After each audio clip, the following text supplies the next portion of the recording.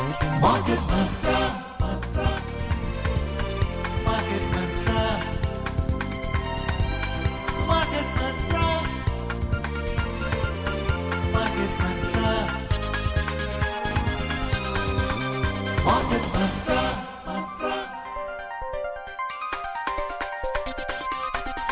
Market Mantra.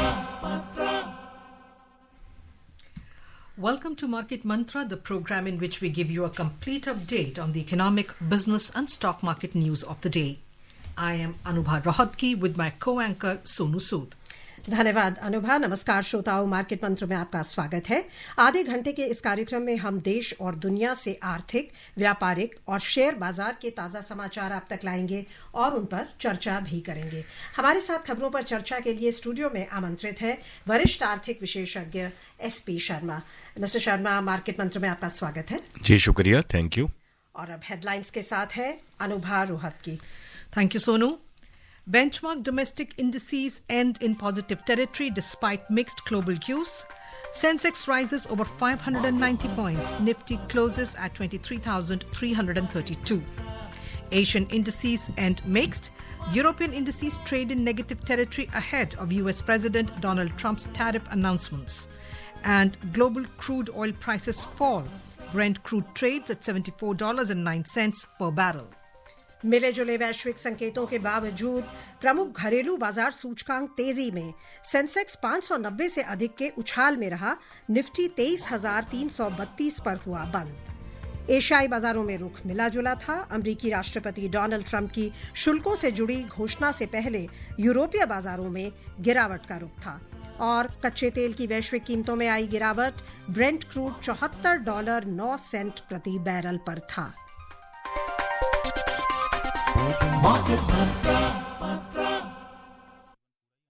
शुरुआत करते हैं शेयर बाजार से, जहां प्रमुख घरेलू बाजार सूचकांक आज रियल्टी और कंज्यूमर ड्यूरेबल्स क्षेत्रों की अगुवाई में 0.7% से अधिक की वृद्धि पर बंद हुए। बाजारों में ये बढ़त अमेरिकी राष्ट्रपति डोनाल्ड ट्रंप की शुल्कों को लेकर घोषणा से पहले वैश्विक संकेत मिले जुले रहने के बीच आई। 30 शेयरों पर आधारित बंबई शेयर बाजार का सेंसेक्स 0.78% के उछाल से 593 अंक बढ़कर 76,617 पर बंद हुआ। नेशनल स्टॉक एक्सचेंज का निफ्टी 0.72% की बढ़त से 167 अंकों की वृद्धि दर्ज करता हुआ 23,332 पर बंद हुआ। विस्तारित बाजार की बात करें तो यहां भी तेजी का माहौल था। BSE मिड कैप सूचकांक 1.3% से अधिक के उछाल में रहा और स्मॉल कैप सूचकांक में लगभग 1% की वृद्धि दर्ज हुई। Benchmark domestic equity indices today ended with gains of over 0.7%, driven by realty and consumer durable sectors amid mixed global cues ahead of the US President Donald Trump's tariff announcements. The 30-share index at the Bombay Stock Exchange, Sensex, rose 593 points or 0.78% to close at 76,617. The National Stock Exchange Nifty 50 gained 167 points or 0.72% to settle at 23,332. The broader market indices at the BSE also witnessed an uptick. The mid-cap index climbed over 1.3% and the small-cap index advanced almost 1%. In the Sensex index, 19 out of 30 companies ended in positive territory.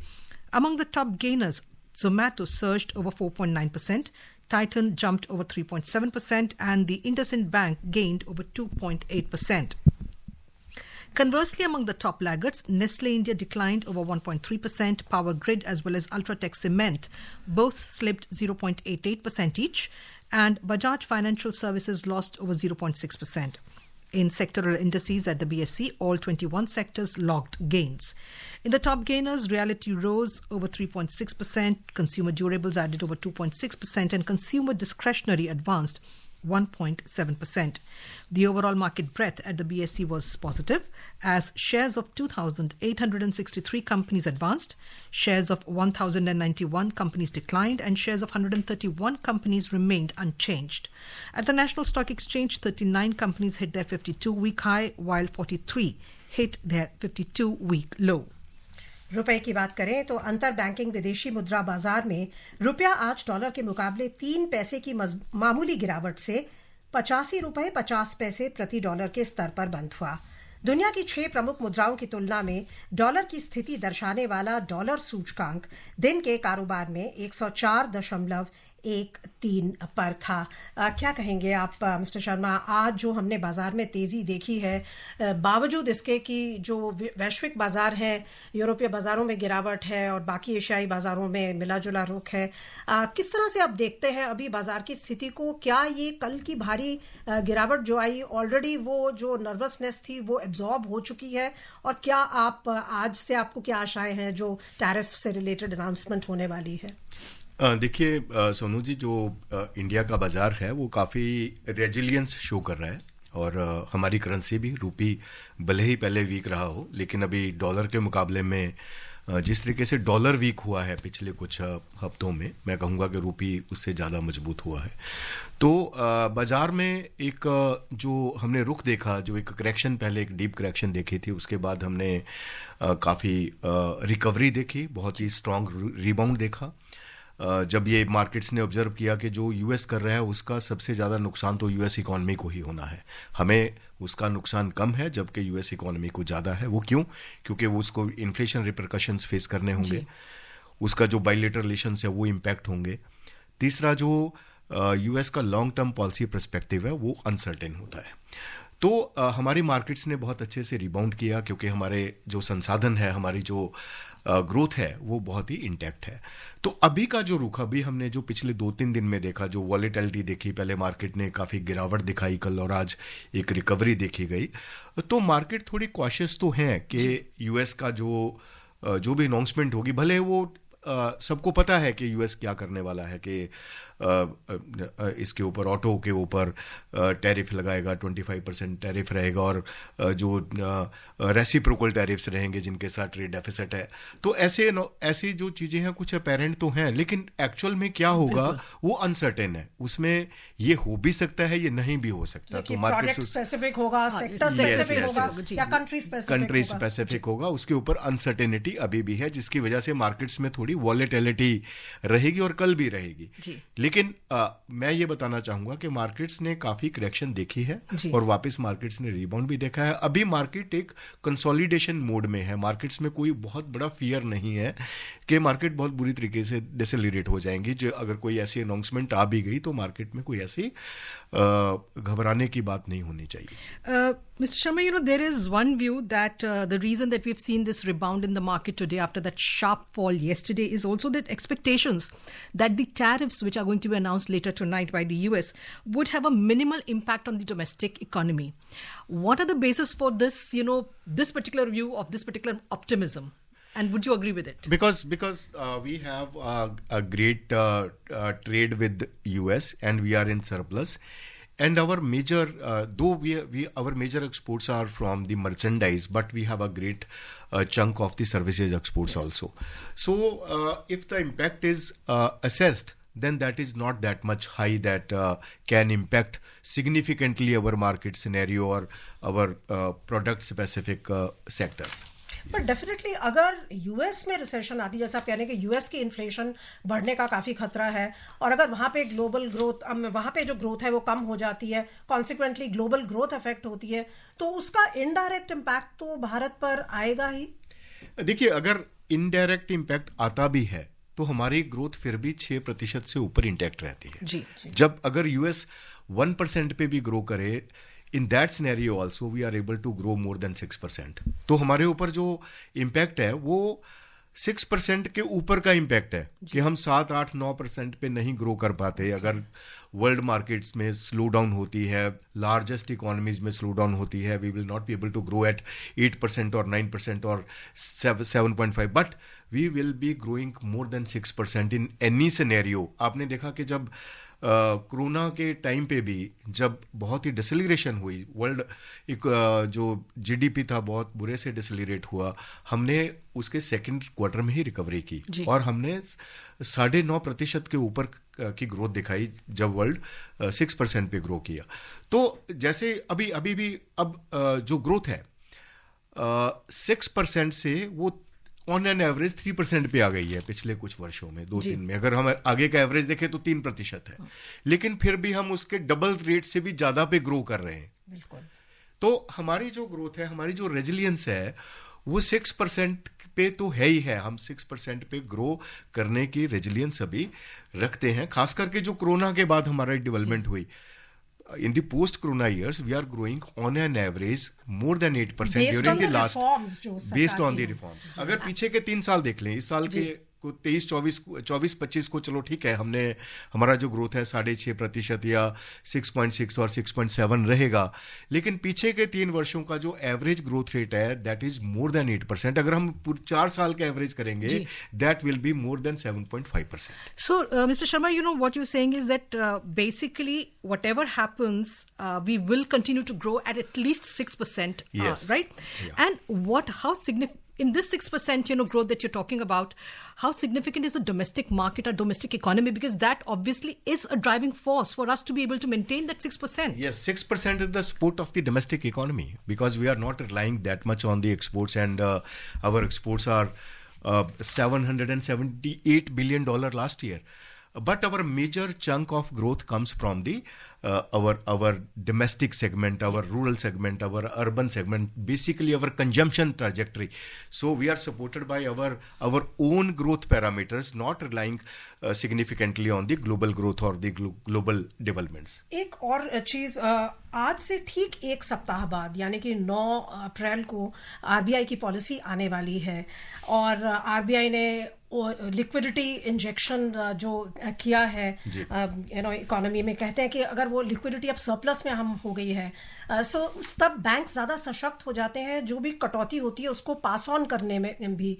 और आज अगर हम देखें तो realty और consumer durable segments सबसे ज्यादा बढ़ने वाले सेक्टर थे, जो रेट सेंसिटिव सेक्टर्स हैं। आपको लगता है कि इसको लेकर भी एक्साइटमेंट है, एक्सपेक्टेशन है? एक बहुत बड़ी एक्सपेक्टेशन है, क्योंकि जो इन्फ्लेशन हमने अभी देखा है वो 3.61% पे आ गया।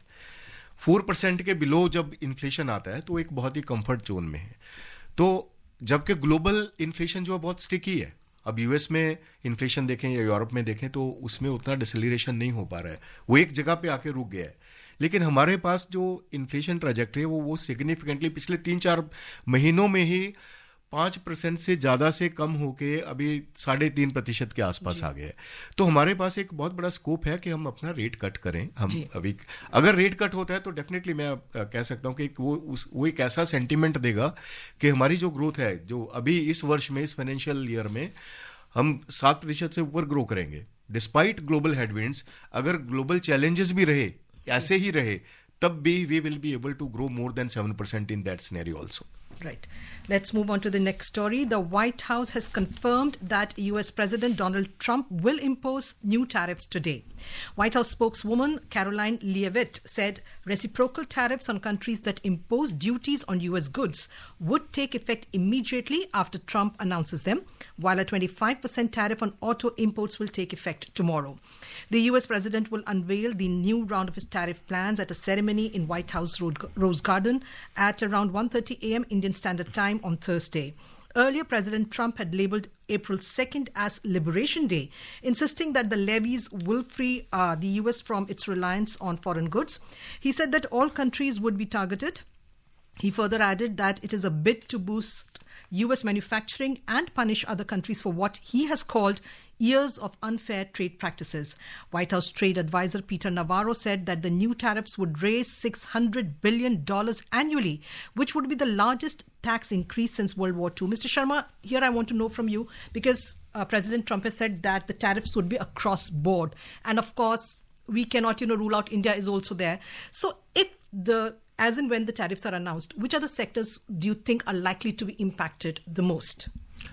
Majorly, the target sector is auto sector, because I think that can face more heat because of this announcement. But overall markets will be volatile. Every sector will be volatile because of such kind of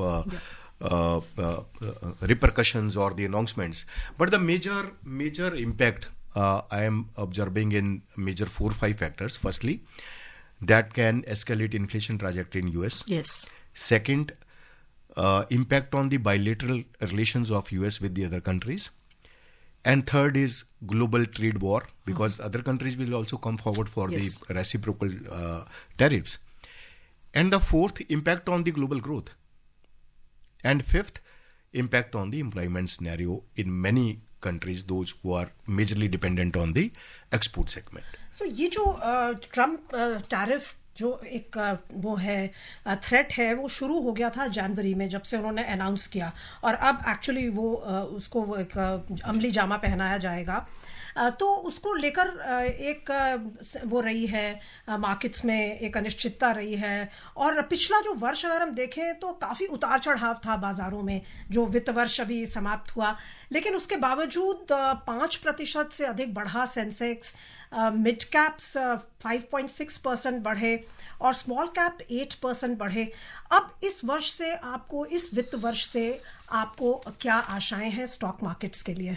Indian देखिए, stock markets. क्या था सोनू जी, मैं बताता हूँ कि शुरू में जब ऐसे अनाउंसमेंट्स आने शुरू हुए, दिसंबर से कह लो या जनवरी से कह लो, तो सभी अनाउंसमेंट्स यूएस के फेवर में जा रहे थे। यूएस मार्केट्स बहुत उछाल में थी, इमर्जिंग मार्केट्स में काफ़ी बिकवाली हो रही थी।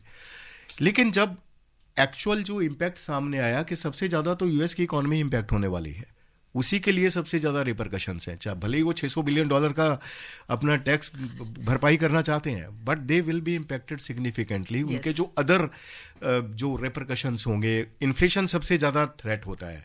इन्फ्लेशन आपका $600 बिलियन से ज़्यादा नुकसान कर सकता है। जब आप इंटरेस्ट रेट हाई रखते हैं, then your manufacturing is not growing, your employment is not created, your economy becomes stagnated. तो ये सब चीज़ें शायद उन्होंने उस टाइम पे ऑब्जर्व की या नहीं की, लेकिन अब सामने आनी शुरू हो गई हैं, जिससे कि हमारी मार्केट्स ने रिबाउंड किया जी।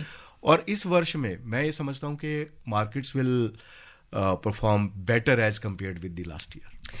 But Mr. Sharma, here I want to ask you one thing, because as Sonu was saying, the announcements were made, right after the results were announced and, Trump became the president. But the point is, since then, there have been a lot of flip-flops, right? They said that we'll start the tariffs from this particular day, then the day was shifted. So given that, President Trump has made the trade, current trade agenda the cornerstone of his administration, but how long do you think it will hold? Because you're yourself saying that actually American economy, the American companies are the ones which are going to be the most affected. Yes. So how long? I mean, do you see there is a scope for negotiation in the future? Do you see there's a scope for retaliation from other countries? Negotiations have already been started since the last few weeks. Negotiations already started. They are ready to negotiate also.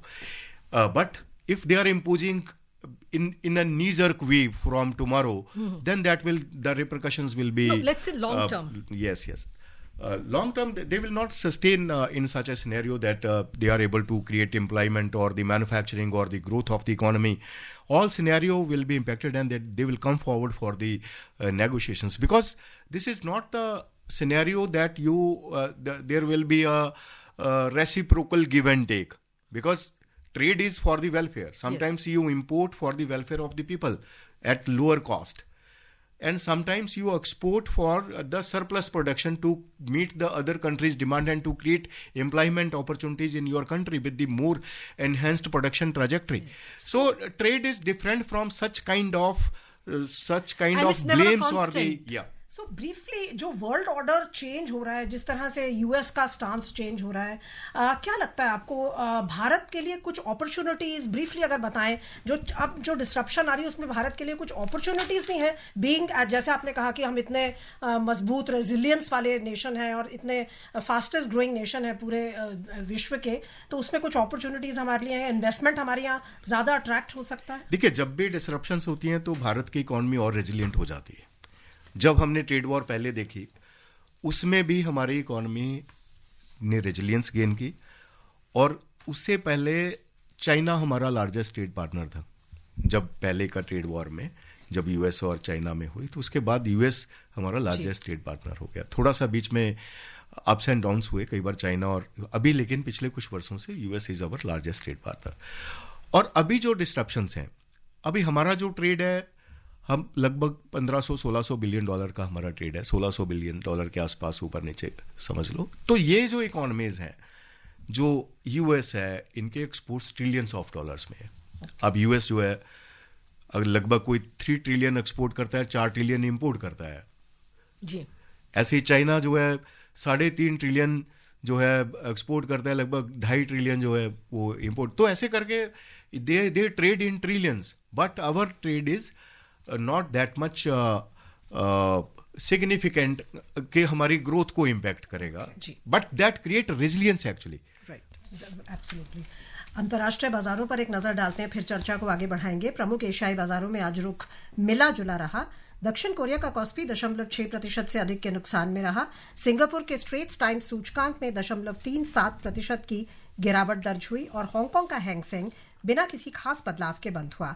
हालांकि Japan का Nikkei 0.2% से अधिक बढ़ गया और चीन के Shanghai composite सूचकांक में सकारात्मक झुकाव के साथ कोई खास बदलाव नहीं हुआ। यूरोपीय क्षेत्र की बात करें तो प्रमुख यूरोपीय बाजारों में प्रेसिडेंट ट्रंप की टैरिफ से संबंधित घोषणा से पहले मंदी का रुख था। दिन के कारोबार में समाचार मिलने तक जर्मनी का डैक्स 1.4% की भारी गिरावट पर था। लंदन के फुटसी में 0.7% से अधिक और फ्रांस के कैक में लगभग 0.7% की गिरावट चल रही थी। Moving on to the US markets, US stocks ended mixed on Tuesday as investors remained cautious ahead of the impending tariff announcements from the Trump administration. The Nasdaq Composite rose over 0.8%, led by technology shares. S&P 500 was up by 0.38%, while the Dow Jones Industrial Average ended flat with a negative bias. Meanwhile, financial markets have been volatile in recent weeks as investors assess the economic fallout of US President Donald Trump's extensive tariff plans, which have sparked worries about US economic slowdown and higher inflation. Mr. Sharma, like what we were just discussing, like Indian markets today have rebounded, but we see that nervousness is there in the US markets. Yes. And like we were saying, because there is a very clear and present danger of US, slowdown and economic slowdown and higher inflation. Yes, they are more nervous as compared with us because they will face the major repercussions, as I discussed, that the first impact will be on their inflation trajectory. And both on the consumers and corporate. Yeah. अब वापस लौटते हैं भारतीय परिवेश में। देश में कोयले का कुल उत्पादन पिछले वित्त वर्ष 2024-25 में भारी उछाल दर्ज करते हुए 190.95 मिलियन टन पर जा पहुंचा। पिछले वित्त वर्ष के 147.11 मिलियन टन के मुकाबले ये 29.79% की वृद्धि है। कोयला मंत्रालय ने आज कहा कि उन्होंने वित्त वर्ष 2024-25 में कैप्टिव तथा वाणिज्यिक कोयला उत्पादन व कोयले के डिस्पैच में नए रिकॉर्ड स्थापित कर ऐतिहासिक उपलब्धि हासिल की है। मिस्टर शर्मा, एक हम ग्रोइंग डेवलपिंग इकोनॉमी है, सो जो कोर इंडस्ट्रीज हैं उनको स्टडी सप्लाई रहे, जो कोल सेक्टर है उसकी एफिशिएंसी रहे, उसके लिए कितना इम्पोर्टेंट है ये। हालांकि हम रिन्यूएबल सेक्टर की तरफ बढ़ रहे हैं, लेकिन कोयला अभी भी हमारा मेन स्टे है। देखिए, क्या है कि हमारा एक आत्मनिर्भरता की तरफ जो जो हमारे कदम है वो बहुत ही दृढ़ होते जा रहे हैं। अभी जिस तरीके से हमारे इस साल की प्रोडक्शन हुई है कोल की, अगर हम टोटल क्यूमुलेटिव देखें तो हम 1 मिलियन टन से ऊपर क्रॉस कर चुके हैं जो क्यूमुलेटिव कोल प्रोडक्शन, वो कुछ ही दिन पहले जो डेटा अनाउंस हुआ है। और जो हमारी इंपोर्ट डिपेंडेंसी है, वो पहले जो इंपोर्ट बहुत तेज गति से बढ़ते थे, अभी इंपोर्ट एक जगह पे आके स्टेगनेट हो गए हैं क्योंकि हमने खुद ज्यादा प्रोड्यूस करना शुरू कर दिया।